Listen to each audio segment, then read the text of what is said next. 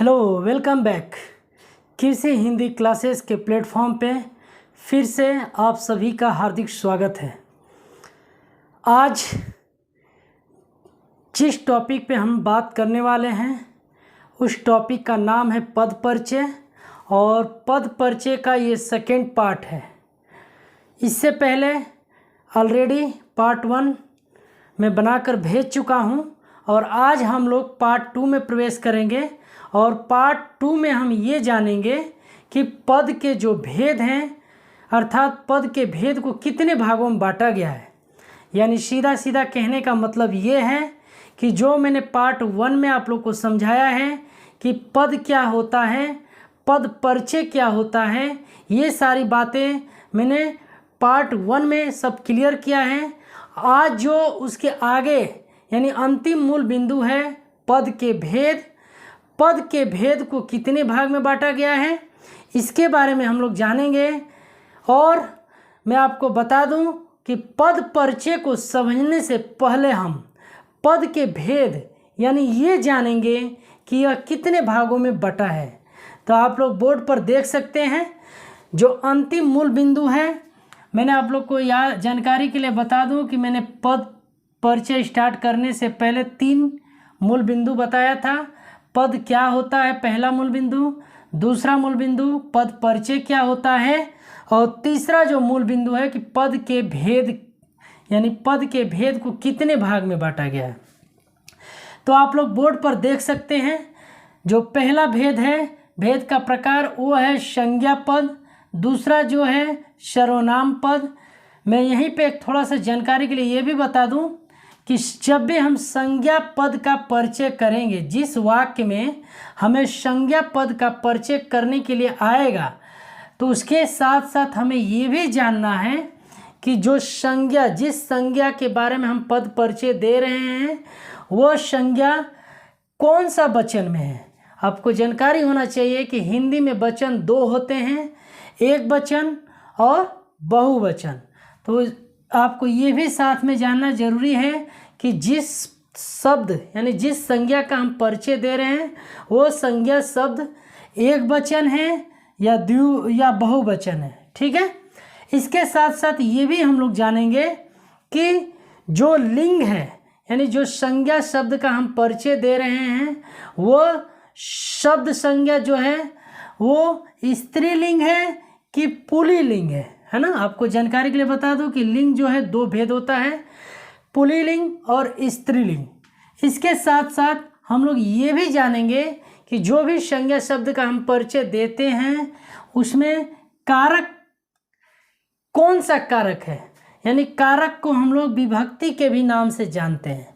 तो आपको जानकारी होना चाहिए कि हिंदी में जो कारक होता है 8 होता है। कारक से संबंधित मैंने वीडियो पहले ही एक भेज चुका हूँ, आप लोग उस पर जाकर देख सकते हैं। तो ये सारी चीज़ें जानना भी ज़रूरी है, क्योंकि अगर हम किसी का परिचय दे रहे हैं, किसी के पद परिचय के बारे में बता रहे हैं, तो उसका पूरा विवरण यानी पूरा प्रस्तावना होना, जानकारी होना बहुत अति आवश्यक है। चलिए आगे, सर्वनाम पद। सर्वनाम पद जब भी आएगा हमको परिचय के लिए, तो उसमें हम लोग ये जानेंगे कि ये सब इसमें जिस वाक्य में हमें सर्वनाम पद का परिचय करना होगा उसमें सबसे पहले ये देखेंगे कि उसमें कौन सा शब्द सर्वनाम है, और ये शब्द सर्वनाम है तो सर्वनाम का कौन सा भेद है। आपको जानकारी के लिए बता दूं कि सर्वनाम के भी 6 भेद होते हैं, है ना। तो सर्वनाम से संबंधित मैं वीडियो ऑलरेडी बना के भेज चुका हूँ। इसके साथ साथ ये भी जानेंगे कि वो जो भेद है वो कौन सा वचन है, कौन सा लिंग है, कौन सा कारक है। फिर आगे जो तीसरा भेद है वो है विशेषण पद। जब भी हमें जिस वाक्य में विशेषण शब्द का परिचय करने के लिए आएगा तो हम लोग सबसे पहले खोजेंगे कि इसमें कौन सा शब्द विशेषण है, और अगर ये विशेषण है तो विशेषण का कौन सा ये भेद है। यानी विशेषण के भी भेद होते हैं, 4 भेद होते हैं, ठीक है ना। इससे भी संबंधित मैं वीडियो भेज चुका हूँ, उसमें जाकर आप लोग देख लीजिएगा। इसके बाद हम चलते हैं, जो चौथा भेद है वो है क्रियापद। क्रिया मतलब किसी काम को करना। क्रिया के भी भेद होते हैं, सकर्मक और अकर्मक। सकर्मक जिसमें कर्म हो, अकर्मक जिसमें कर्म ना हो, है ना। तो इससे भी संबंधित मैं वीडियो भेज चुका हूँ ऑलरेडी।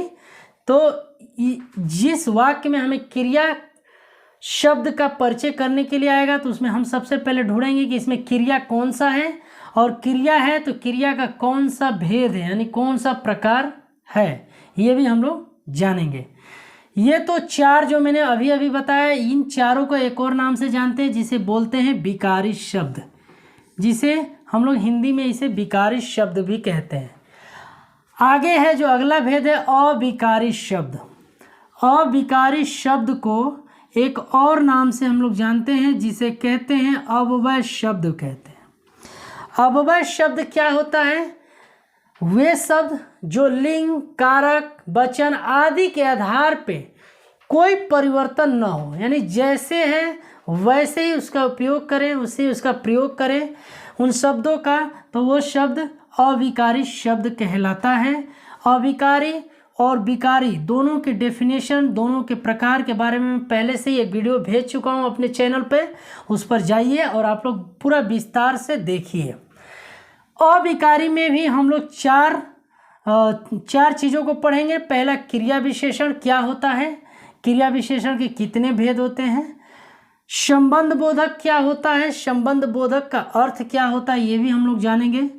समुच्चय बोधक क्या होता है, समुच्चय बोधक किसे कहते हैं, और जब भी जिस वाक्य में पद परिचय के लिए आएगा तो हम कैसे पहचानेंगे कि यही शब्द समुच्चय बोधक है। तो आगे एक एक करके हम लोग सब जानेंगे। और अगला जो है विस्मयवाद बोधक।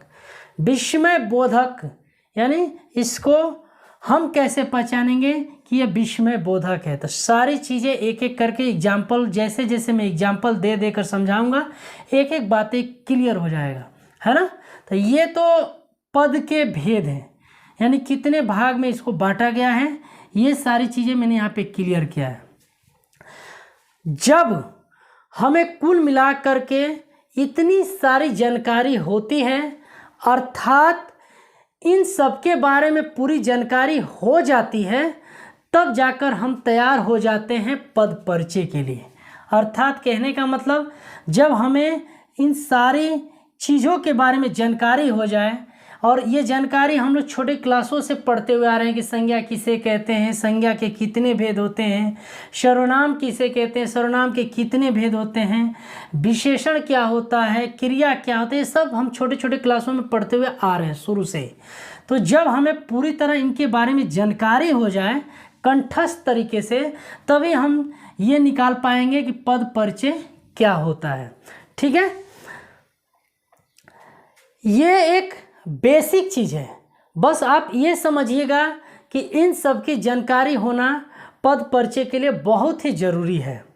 अगर आपको इन सब की जानकारी नहीं होती है, ये जितने भी सारी चीज़ मैंने लिखा है, भाग में बांटा है पद के भेदों को, अगर आप लोगों को इसके बारे में जानकारी नहीं होगी तो आप कहीं ना कहीं पद परिचय को नहीं समझ पाएंगे, यानी पद परिचय करना नहीं सीख पाएंगे। चलिए हम देखते हैं कि ये मान लेते हैं सपोज डेट कि आप सभी को ये सारी चीज़ें आती हैं, इन सब के बारे में आपको जानकारी है, ठीक है ना। तो हम शुरुआत करते हैं पद परिचय के लिए। सपोज डेट हम मान लेते हैं कि आपको ये सारी चीज़ें आती है, सबके बारे में आपको जानकारी है। तो चलिए हम देखते हैं पद परिचय की कैसे करते हैं, पद परिचय कैसे पहचानेंगे। तो एक एक उठाकर सबका एक एक उदाहरण, दो दो उदाहरण के द्वारा मैं सब क्लियर कर दूंगा। तो सबसे पहले हम उठाएंगे संज्ञा पद, यानी संज्ञा पद का परिचय हम कैसे करेंगे, आइए सीखते हैं।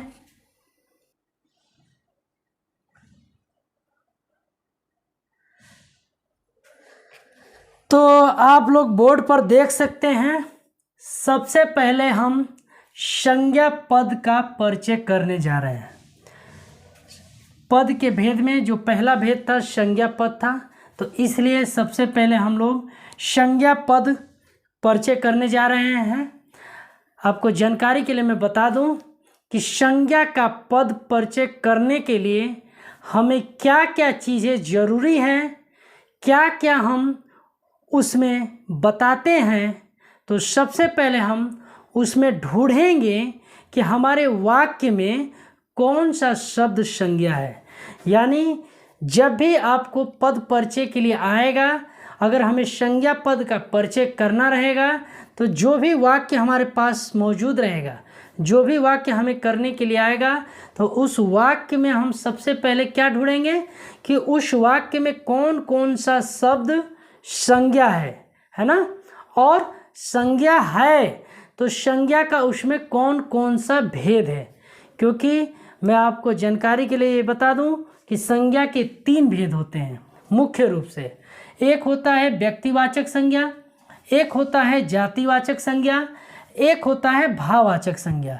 लेकिन जातिवाचक संज्ञा के 2 उपभेद भी होते हैं, जिसे एक समूहवाचक संज्ञा कहते हैं और दूसरा द्रव्यवाचक संज्ञा कहते हैं।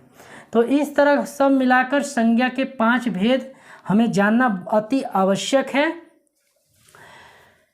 या फिर ये मानिए कि कोई एग्जामिनर ने संज्ञा को रेखांकित करके दी होती है, तो हम देखते हैं जैसे दी गई वाक्य में संज्ञा का पद परिचय समझने के लिए उसमें सबसे पहले देखेंगे, जैसे मान लीजिए कोई वाक्य दे दिया, तो उस वाक्य में हम सबसे पहले क्या देखेंगे, सबसे पहले ये देखेंगे कि उस वाक्य में कौन सा शब्द संज्ञा है। ठीक है ना।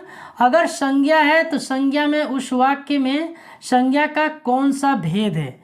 मैंने अभी बताया कि संज्ञा के मुख्य रूप से 3 भेद होते हैं, लेकिन 2 और होते हैं। जातिवाचक के 2 उपभेद होते हैं, समूहवाचक और द्रव्यवाचक। हमको इन 5 के बारे में जानना जरूरी है।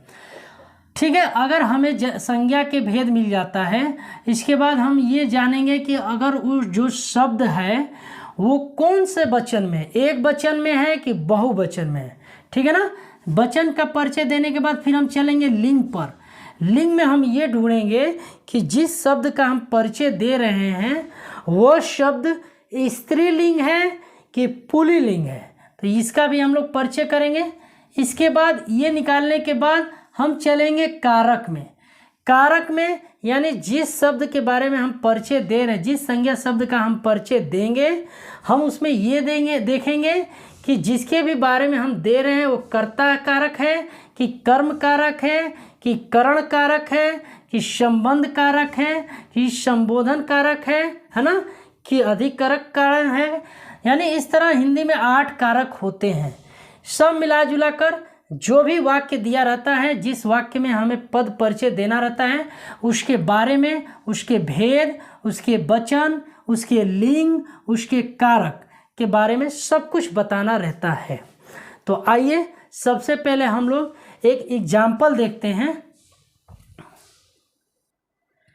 तो देखिए, आपको मैं यहाँ जानकारी के लिए बता दूँ कि आपके एग्जाम में जब भी इस तरीके का क्वेश्चन आएगा, यानी पद परिचय से संबंधित प्रश्न आएगा, तो या तो आपको सीधा सीधा एक वाक्य ऐसे ही लिख कर दे देगा और बोलेगा कि आप इसमें संज्ञा पद का परिचय दीजिए, या फिर आपको एग्जामिनर्स क्या करता है, किसी संज्ञा के नीचे अंडरलाइन कर दे, रेखांकित कर देगा, है ना। जैसे यहाँ पे देख सकते हैं, आप इस वाक्य में 2 शब्द संज्ञा है, राम भी संज्ञा है और किताब भी संज्ञा है। तो इसी तरह एग्जाम में या तो उसके नीचे रेखांकित करके दे देगा और बोलेगा कि इसका पद परिचय दीजिए, या फिर आपको इस तरह वाक्य दे देगा और पूछेगा आपसे कि इसमें संज्ञा पद परिचय दीजिए। तो सबसे पहले मैंने आप लोग को बताया कि ऐसे जब भी प्रश्न आए, जब भी आए इस तरह करने के लिए, तो हम सबसे पहले ये ढूंढेंगे कि इस वाक्य में कौन कौन सा शब्द संज्ञा है। तो मैंने बताया है, इस वाक्य में जो राम है वो भी क्या है, संज्ञा है, और एक शब्द किताब भी क्या है, संज्ञा है। यानी कह सकते हैं कि इस वाक्य में 2 शब्द क्या है, संज्ञा है। तो इन दोनों शब्द का परिचय हम लोग पद परिचय देंगे। तो सबसे पहले हम लिखेंगे राम। ठीक है ना, हम यहाँ पे लिखेंगे राम। अब इसका हम इंट्रोडक्शन देने के लिए हम बताएंगे सबसे पहले कि राम शब्द क्या है। अगर मैं आपसे पूछूं कि राम शब्द क्या है, तो शायद आप लोग का सबसे पहले जवाब यही आएगा कि राम जो है वो एक क्या है, संज्ञा है। Very good. ठीक है, एक चीज़ हमें मिल गया कि राम शब्द क्या है, संज्ञा है। अब हम दूसरे की तरफ चलेंगे। संज्ञा हमें मिल गया, अब हम चलेंगे कि संज्ञा के भेद। अब हम ये ढूंढेंगे कि जो राम शब्द संज्ञा है, लेकिन ये संज्ञा का कौन सा भेद है।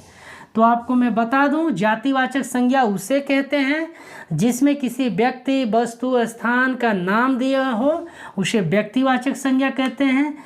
जाति का मतलब होता है किसी के जाति के बारे में बोध कराता हो, वो जातिवाचक संज्ञा होता है ना। तो राम किसी व्यक्ति का नाम है, तो यह कौन सा संज्ञा हो जाएगा। आपको जानकारी होना चाहिए कि यह व्यक्तिवाचक संज्ञा हो जाएगा। क्यों?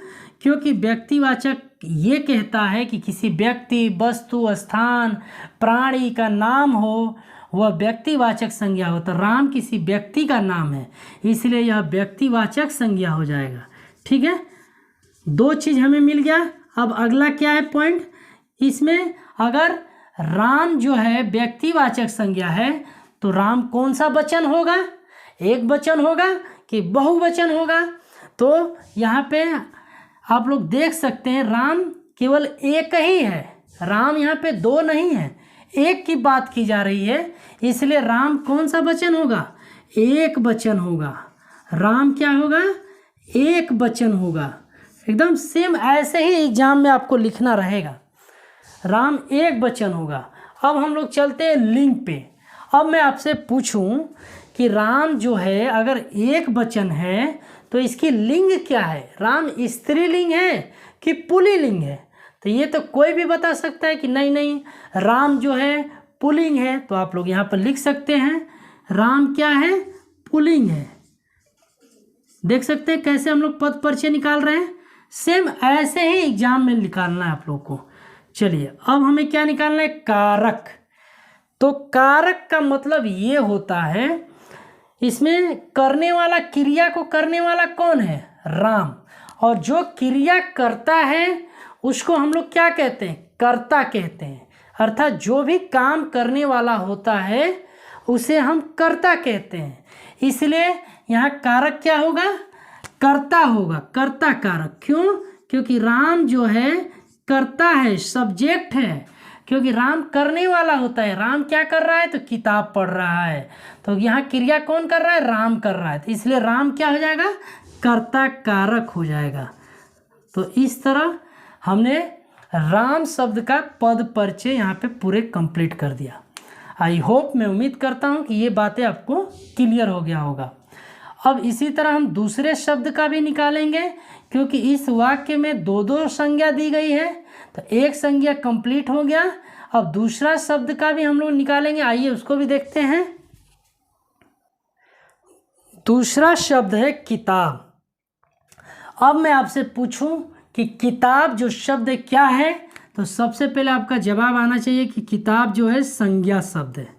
ठीक है, किताब जो है संज्ञा शब्द है।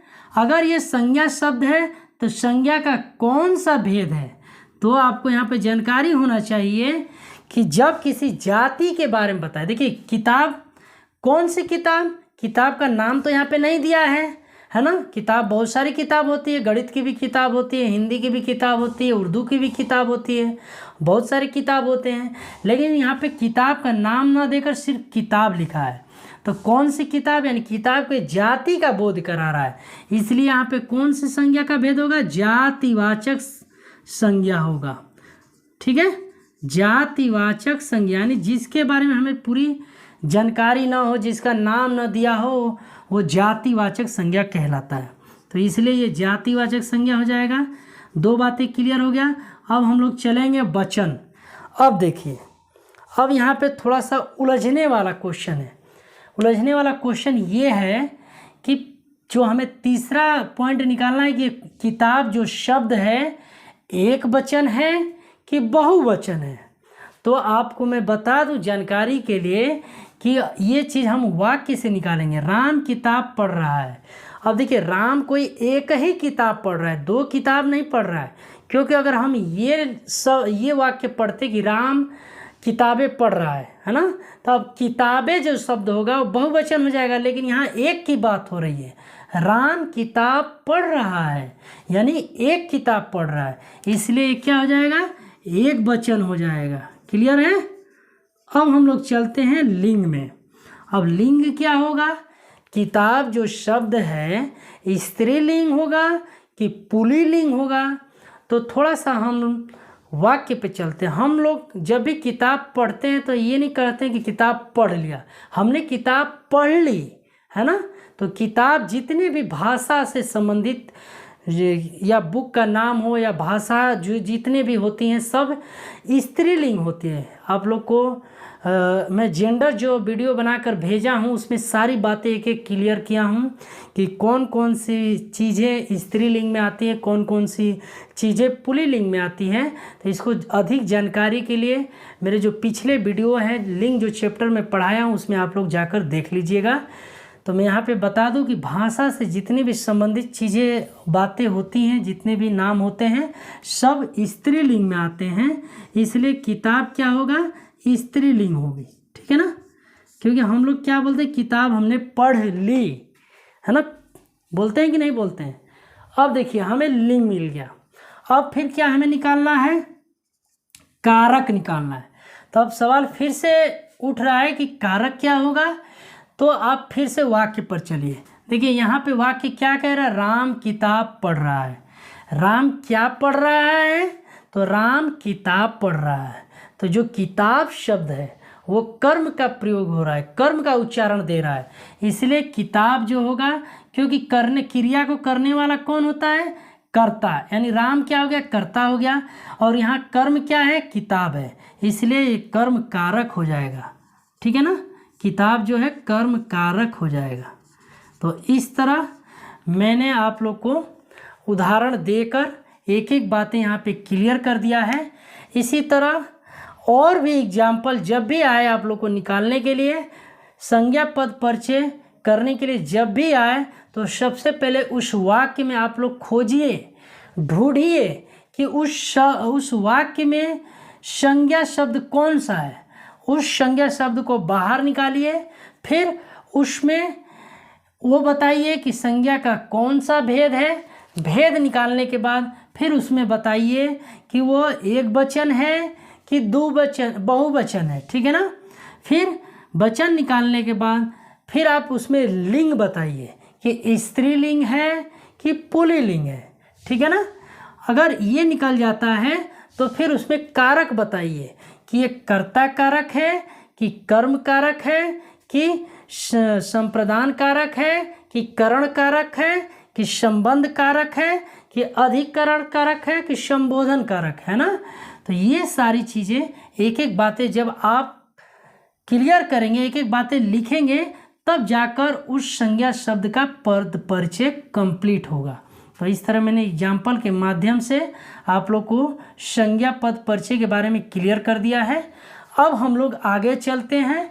जो दूसरा भेद है सर्वनाम पद, यानी अब हम ये जानेंगे कि सर्वनाम पद परिचय के बारे में हम लोग जानेंगे।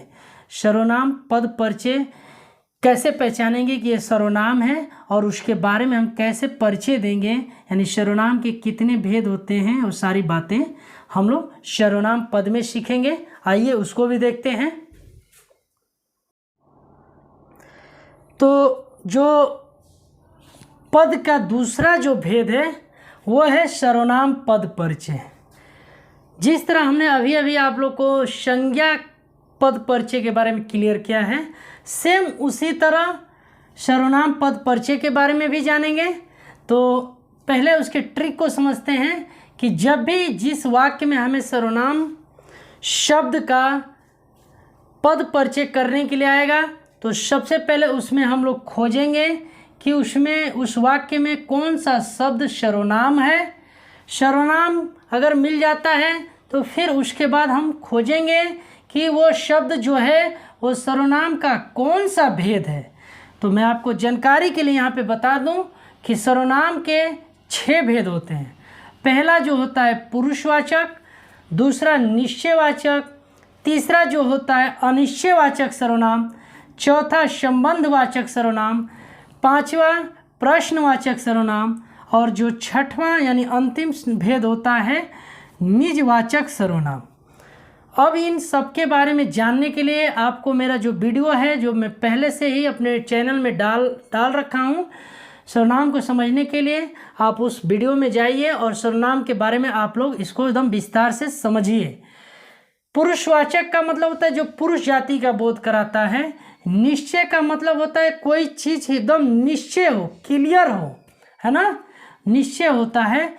अनिश्चय का मतलब होता है कि कोई वस्तु जिसके बारे में कोई अनिश्चित हो, वो क्लियर ना हो। संबंध का मतलब जुड़ाव, लगाव। प्रश्न का मतलब जो कोई आपसे प्रश्न करता हो। निजवाचक का मतलब होता है अपना, निज मतलब अपना, स्वयं का, स्वयं के लिए शब्द यूज किया जाता है। तो इस तरह सर्वनाम के 6 भेद होते हैं। अगला है वचन। वचन अभी अभी मैंने बताया कि हिंदी में 2 वचन होते हैं, एक वचन और बहुवचन। इसके बाद लिंग और कारक। तो ये ट्रिक है। तो आइए उदाहरण के माध्यम से और बेहतर तरीके से हम लोग समझने का प्रयास करेंगे। तो सबसे पहले मैं एक एग्जाम्पल लेता हूँ। तो आप लोग बोर्ड पर देख सकते हैं, मैंने एक एग्जाम्पल लिखा है कि वह सुबह से ही भूखा है। देखिए यहाँ पे मैं एक जानकारी के लिए भी बता दूँ कि सर्वनाम क्या होता है। वह शब्द जो संज्ञा के स्थान पर प्रयुक्त होते हैं, अर्थात संज्ञा शब्द के स्थान पर प्रयोग किए जाते हैं जो शब्द, वो शब्द सर्वनाम कहलाते हैं। और सर्वनाम कुछ मैंने यहाँ पे शब्द लिखे हैं, आप लोग देख सकते हैं यहाँ पे। वह, यह, उसे, उसका, हमें, मैं, तुम्हारा, तुम, ऐसे जहाँ भी शब्द आपको दिखाई दे, ये सारे शब्द आपको क्या मिलेंगे, सर्वनाम के रूप में मिलेंगे। यानी सीधा सीधा जो शब्द संज्ञा के स्थान पर प्रयोग किए जाते हैं वह शब्द सर्वनाम कहलाते हैं। चलिए आते हैं हम लोग एग्जाम्पल पर। मैंने एक एग्जाम्पल लिखा है कि वह सुबह से ही भूखा है। अब मैं आप लोग से क्वेश्चन करूं कि इस वाक्य में सर्वनाम शब्द का पद परिचय दीजिए। तो सबसे पहले इस वाक्य में आप क्या खोजेंगे, सर्वनाम खोजेंगे। तो आपको सर्वनाम कहाँ दिखाई दे रहा है, ये शब्द सर्वनाम दिखाई दे रहा है। तो इसको हम लोग अलग कर लेंगे, लिख लेंगे यहाँ पर वह। अब वह के बारे में हम लोग पद परिचय देंगे कि वह जो शब्द है क्या है। सबसे पहले बताएंगे कि वह जो शब्द है सर्वनाम है, ठीक है ना, वह शब्द जो है सर्वनाम है, ठीक है। ये क्लियर हो गया। जब भी यानी आएगा वाक्य में, ऐसे ही वाक्य आएगा एग्जाम में और आपसे प्रश्न करेगा कि सर्वनाम शब्द का आप पद परिचय दीजिए, तो सबसे पहले उस वाक्य में हम सर्वनाम खोजेंगे। तो सर्वनाम हमें मिल गया, वह शब्द क्या है, सर्वनाम है, ये तो क्लियर हो गया। लेकिन ये सर्वनाम है, लेकिन अब हम खोजेंगे कि सर्वनाम है तो इस सर्वनाम का कौन सा भेद है, वो पुरुषवाचक है कि निश्चयवाचक है, अनिश्चय, संबंध, प्रश्न, निजवाचक, इनमें से कौन सा भेद है। तो जो सर्वनाम का वीडियो मेरा देखा होगा उसको पूरा क्लियर हो गया होगा कि इसमें कौन सा भेद होगा, तो पुरुषवाचक होगा, है ना। सर्वनाम है तो सर्वनाम का कौन सा भेद होगा, पुरुषवाचक सर्वनाम होगा। क्लियर है। चलिए अब हमें भेद भी मिल गया। अब हम लोग चलेंगे वचन पर कि यह एक वचन है कि बहुवचन है। तो मैं आपको जानकारी के लिए बता दूं कि वह शब्द जो होता है एक वचन होता है, और वह का बहुवचन जब भी हम बनाएंगे तो वह का बहुवचन होता है वे। जिस तरह यह का ये होता है उसी तरह वह का बहुवचन वे होता है। तो यहाँ पे वह जो शब्द है वो क्या है, एक वचन है, ठीक है। अब हमें वचन भी मिल गया। अब हम लोग चलेंगे लिंग पर। अब देखिए लिंग में क्या होगा, स्त्रीलिंग है कि पुल्लिंग है, तो वह शब्द क्या होगा, पुल्लिंग होगा, है ना, वह शब्द पुल्लिंग होगा, पुल्लिंग भी मिल गया हमें। अब चलते हैं कारक पर।